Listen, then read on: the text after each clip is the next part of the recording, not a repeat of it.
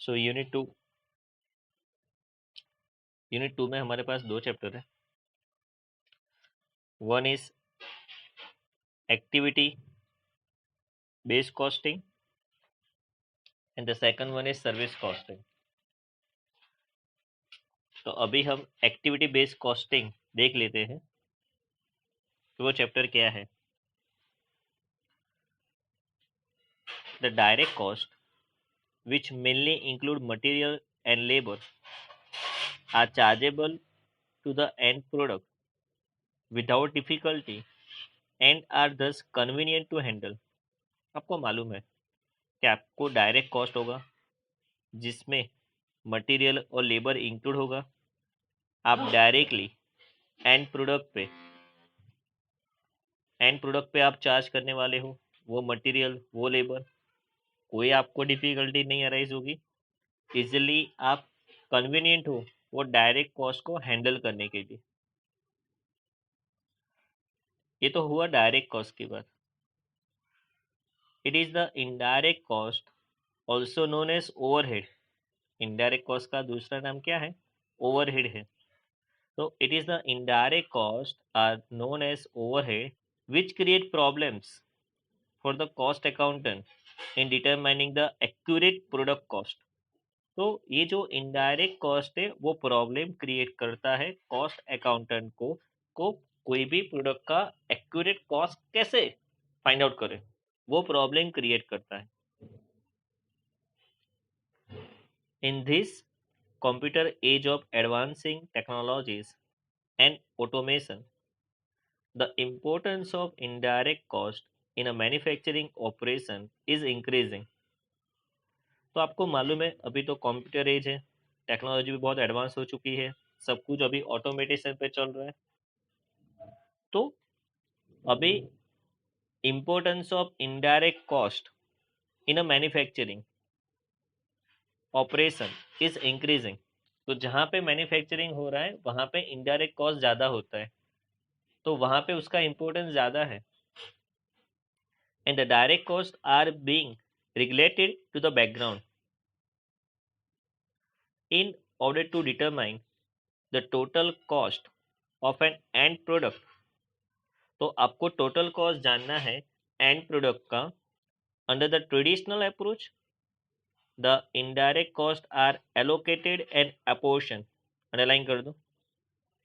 यहाँ पे आपके पास दो अप्रोच है, एक ट्रेडिशनल अप्रोच है और एक एबीसी अप्रोच है। तो अंडर ट्रेडिशनल अप्रोच में क्या होगा, इनडायरेक्ट कॉस्ट आप एलोकेट करोगे फिर अपोर्शन कर दोगे।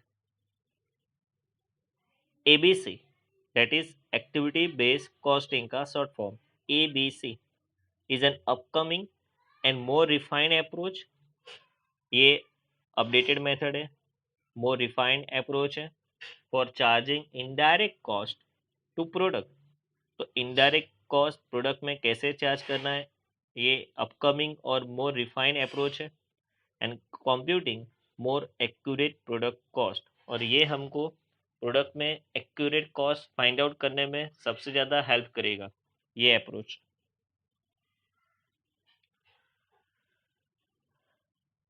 तो यहाँ पे जो बोल्ड लाइन है वो याद रखना फॉर एमसीक्यूज। तो सबसे पहले हम देख लेते हैं ट्रेडिशनल अप्रोच हमारा क्या है। ट्रेडिशनल डेट मीन्स हमारा जो पुरानी मेथड थी उसमें हम क्या करते थे, क्योंकि कोई भी मेथड में कोई भी ड्रॉबैक होगा तभी कोई नया मेथड आएगा। सो traditional approach, traditionally indirect costs are distributed to end product on the assumption that a product consumes resources in a proportion to the production volumes। तो ट्रेडिशनली क्या होता है, इनडायरेक्ट कॉस्ट को हम डिस्ट्रीब्यूट कर देते हैं एंड प्रोडक्ट में, क्या एजम्पशन लेके कि product consume resources in a proportion to the production volume. तो जितना प्रोडक्शन होता है वो हमारे रिसोर्सेज कंज्यूम करता है, वो एजम्पशन करके हम वो डिस्ट्रीब्यूट कर देते हैं। Distribution of overhead cost by traditional approach was explained in chapter on overhead cost. मैंने आपको ओवरहेड का चैप्टर पढ़ाया था. The main step in this approach are, तो उसके मेन स्टेप क्या थे? First, allocation and apportionment of overhead to various production department and service department. तो आपको करना क्या है? आपको फर्स्ट आपका स्टेप क्या है कि आपको ओवरहेड वेरियस प्रोडक्शन डिपार्टमेंट में और सर्विस डिपार्टमेंट में एलोकेशन एंड अपॉर्शनमेंट करना है. सेकंड, अब आपके पास जो सर्विस डिपार्टमेंट है ना, वो आपको प्रोडक्शन डिपार्टमेंट में अपॉर्शनमेंट करना है. और थर्ड, आपको अपने प्रोडक्शन डिपार्टमेंट को एब्सॉर्ब करना है. प्रोडक्शन डिपार्टमेंट के जो ओवरहेड है ना, उसको एब्सॉर्ब करना है एंड प्रोडक्ट्स में. तो ये 3 स्टेप है आपके पास. ब्रैकेट कर दो, वहां पे लिख दो MCQ. In this traditional approach, overhead are absorbed on the basis of machine hours, labor hours और डायरेक्ट वेजेस. तो अंडरलाइन कर दो, ये भी एमसीक्यू में जाएगा कि ट्रेडिशनल अप्रोच में आपको जो ओवरहेड होते हैं, आप कौन से बेसिस में एब्सॉर्ब करने वाले हो.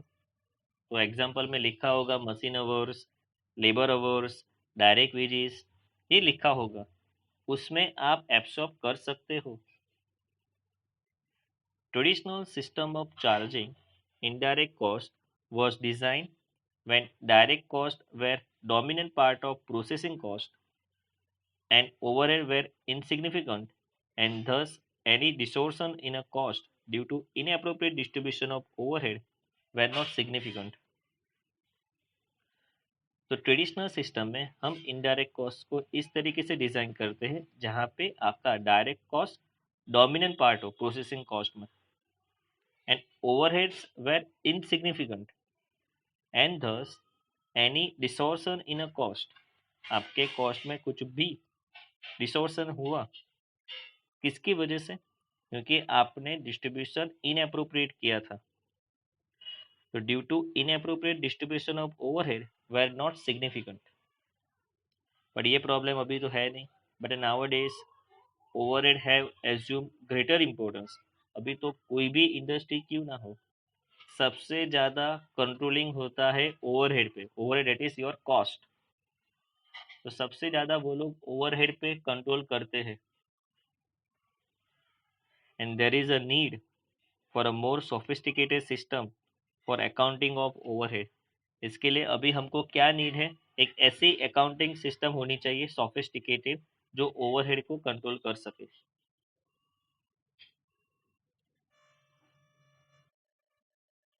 इसलिए कहता हूँ परफेक्टली थियरी अंडरस्टैंड करो. आफ्टर 15 एमसीक्यू आपको 5 या 6 तो मिलने ही वाले हैं थ्योरी. तो वो परफेक्ट देखो आप. Problem of undercosting and overcosting. आप लोग कॉस्ट को या तो ज़्यादा लिखोगे या तो कम लिखोगे. इससे क्या प्रॉब्लम होगा? When a company produces a variety of product or services which place varying demand on resources. तो company company variety of product और सर्विस प्रोड्यूस करती है, तो ऑब्वियसली डिमांड प्लस माइनस होगा.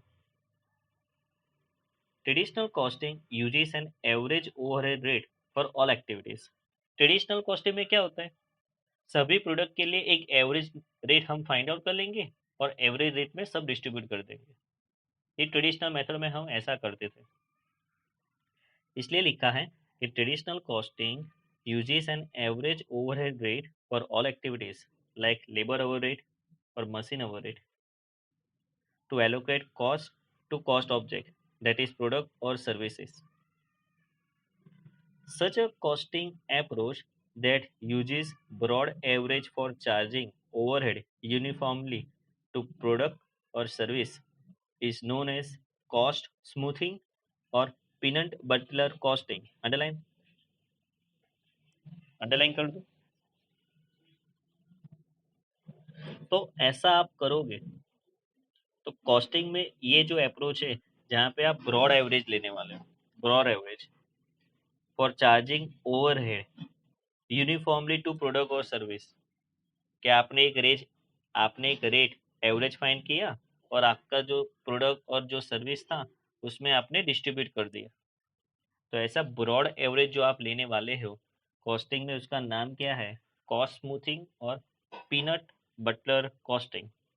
तो ये अंडरलाइन कर दो, एमसीक्यू में काम लगेगा। कॉस्ट स्मूथिंग लीड्स टू, इससे क्या होगा, आपने एक एवरेज रेट निकाला है और सब में डिस्ट्रीब्यूट कर दिया। अब किसी में आपने ज़्यादा लिख दिया होगा या किसी में आपने कम कॉस्ट लिखा होगा।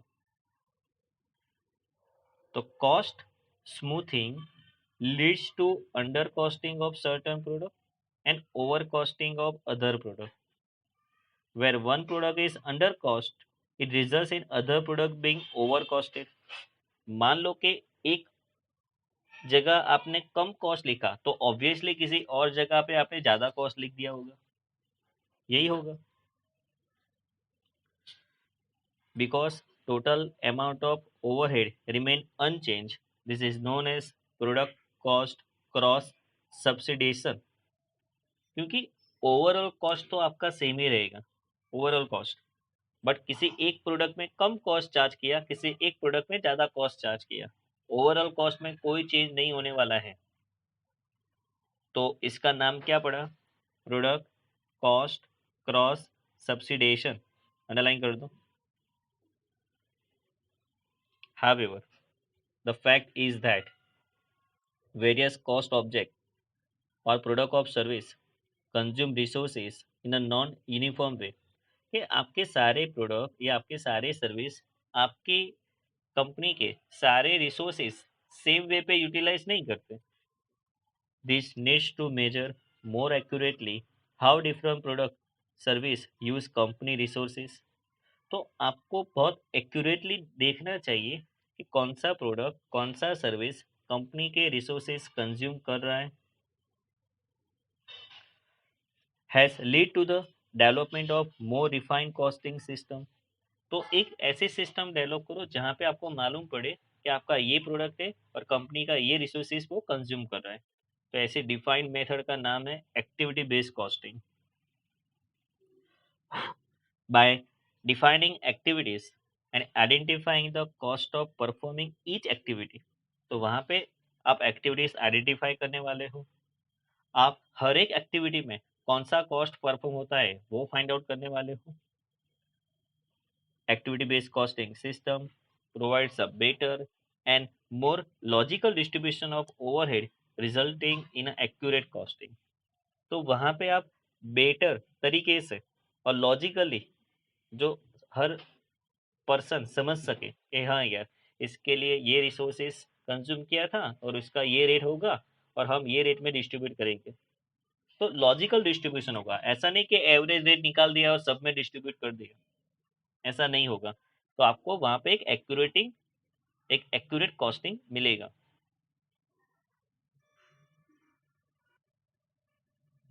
अब कब से हम इंट्रोडक्शन देख लिया, ट्रेडिशनल अप्रोच देखा, problem of under costing and over costing देखा।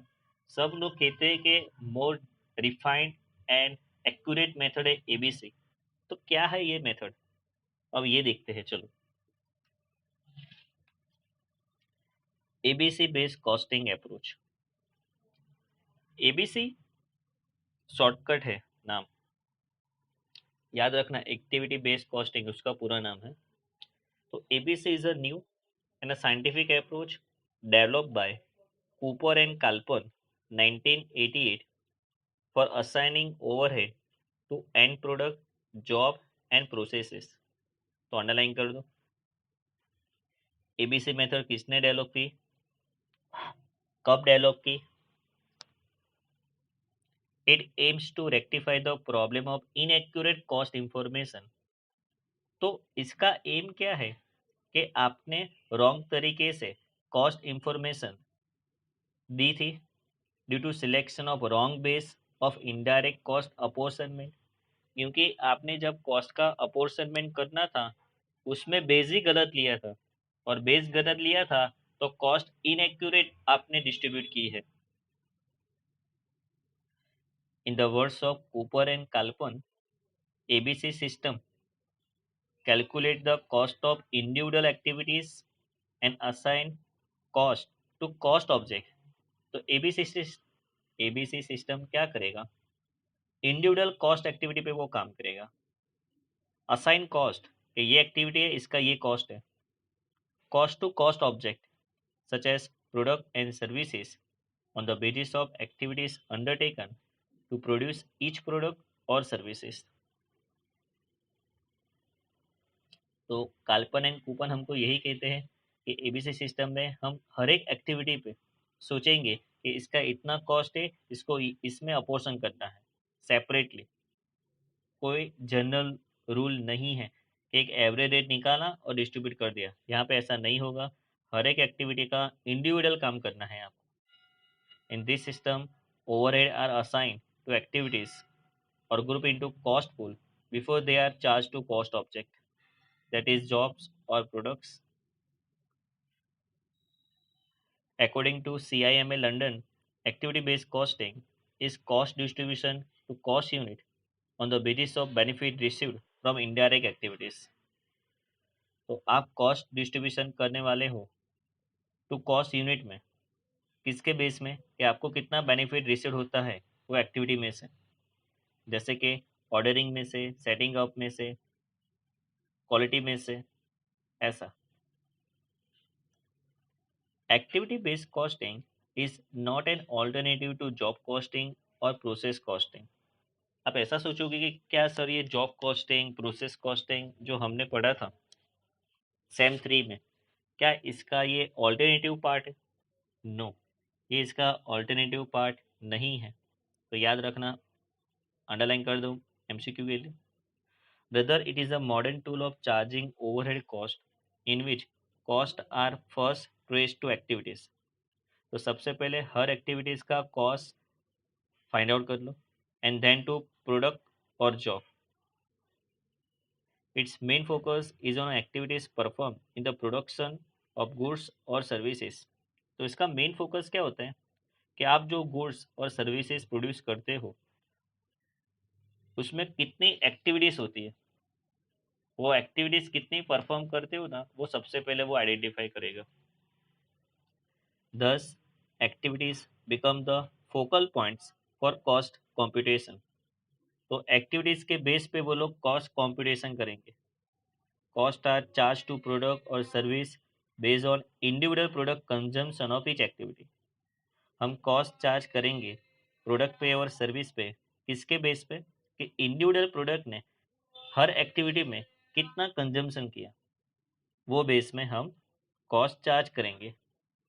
It recognizes that job, product, services, etc. do not directly consume resources, but the consume activities which consume resources। तो ये एक्टिविटी के लिए ये रिसोर्सेज कंज्यूम किया, उस हिसाब से हम कॉस्ट चार्ज करेंगे, नहीं कि डायरेक्टली बोल देंगे कि इतना। In brief, in ABC overhead are first assigned to activities and then absorbed by cost object on the basis of activities consumed by this cost object। तो ये एबीसी अप्रोच था। क्या था वो मैंने आपको बताया कि यहाँ पे कोई जनरल एवरेज रेट नहीं निकालेंगे ये लोग हर एक एक्टिविटी का सेपरेट रेट निकालेंगे, और पर्टिकुलर एक्टिविटी ने कितना रिसोर्सेज कंज्यूम किया है उस हिसाब से वो लोग कॉस्ट असाइन करेंगे। ओके, अभी हमने जब एबीसी पढ़ा उससे बहुत सारे वर्ड आते थे इन बिटवीन। तो वो वर्ड क्या है पहले एक बार समझ लो। In order to understand ABC, आपको एबीसी को अंडरस्टैंड करना है, one should be familiar with the meaning of the following terms. तो कौन से टर्मिनोलॉजी को अंडरस्टैंड करना है? सबसे पहले तो एक्टिविटी, ये लोग बोलते हैं एक्टिविटी। तो एक्टिविटी क्या होता है?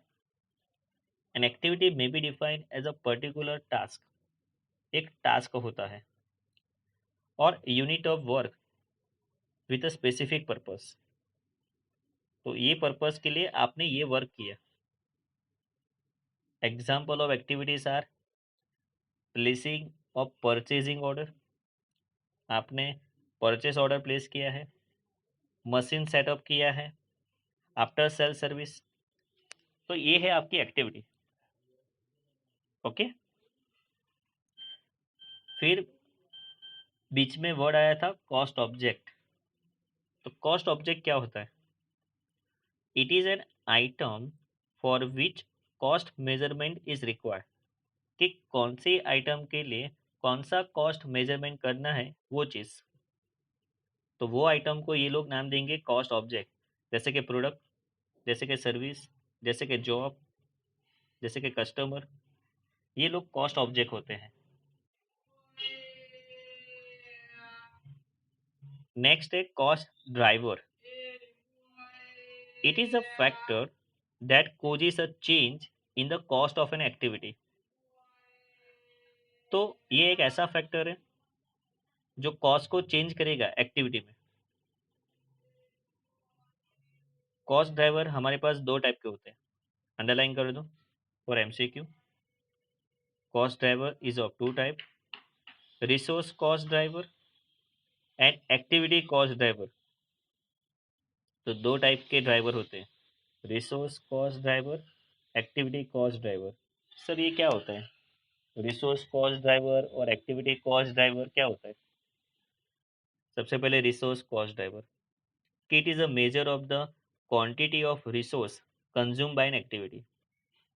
तो एक्टिविटी ने कितना क्वांटिटी ऑफ रिसोर्स कंज्यूम किया है वो मेजर करना है, तो आपको रिसोर्स कॉस्ट ड्राइवर देखना है। जैसे कि एग्जांपल है, number of purchase order place will determine the cost of purchasing the material. तो आपने परचेस ऑर्डर प्लेस किया था, तो देखो कि सामने से मटेरियल कितना रिसीव हुआ। Similarly the number of time machine are setup will determine the cost of setting of the machine. तो एक तरफ आपको क्या देखना है कि मशीन सेटअप का टाइम कितना हुआ, सामने ये देखना है कि मशीन सेटअप की टोटल कॉस्ट कितनी हुई, ये दोनों के रिलेशन। तो resource cost driver is used to assign cost of a resources to an activity। तो रिसोर्स कॉस्ट ड्राइवर को हम असाइन करने वाले हैं cost of resource to an activity. Activity में हम वो असाइन करने वाले हैं। एक्टिविटी को आप कॉस्ट पूल भी बोल सकते हो। एक्टिविटी कॉस्ट ड्राइवर क्या होता है? ये कॉस्ट ड्राइवर का दूसरा पार्ट है। It is a measure of frequency and the intensity of demand place on the activities by cost object. तो रिसोर्स क्या था? वो एक्टिविटी के लिए था, और एक्टिविटी कॉस्ट ड्राइवर किसके लिए है? वो एक्टिविटीज जो कॉस्ट ऑब्जेक्ट में होता है उसके लिए है। तो ये याद रखना, दोनों कॉस्ट ड्राइवर किस पे डिपेंड करते हैं। तो रिसोर्स कॉस्ट ड्राइवर मैंने बोला एक्टिविटी पे, और एक्टिविटी कॉस्ट ड्राइवर मैंने बोला कॉस्ट ऑब्जेक्ट पे। It is use for assigning activity cost to cost object consuming the activity. तो हर एक्टिविटी जितना कॉस्ट ऑब्जेक्ट कंज्यूम करता है उस हिसाब से हम एक्टिविटी कॉस्ट असाइन करेंगे।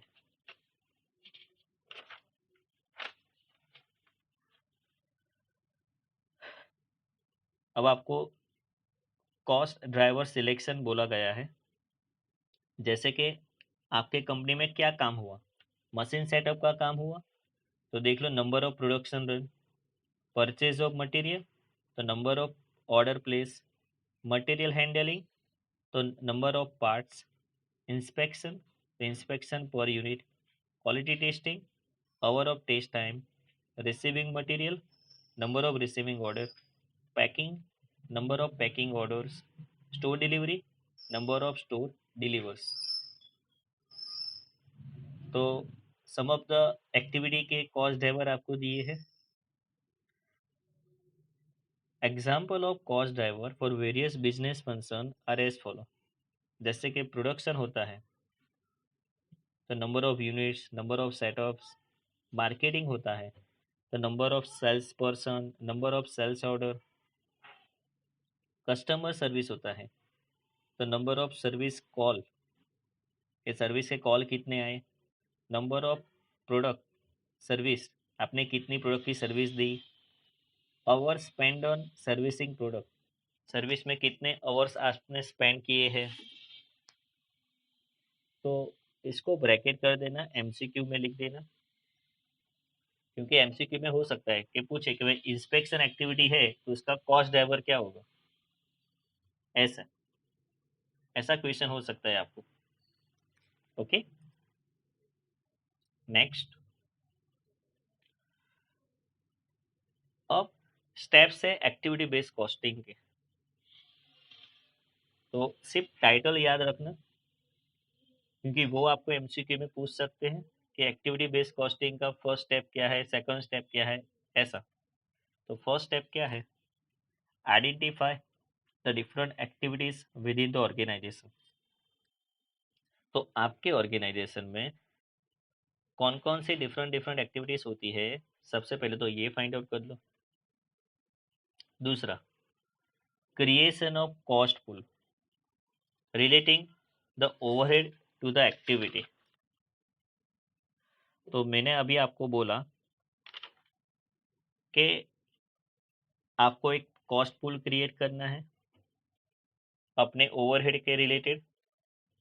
तो वो एक्टिविटीज में ये आपका कॉस्ट है, तो वो आपको कॉस्ट फाइंड आउट करना है।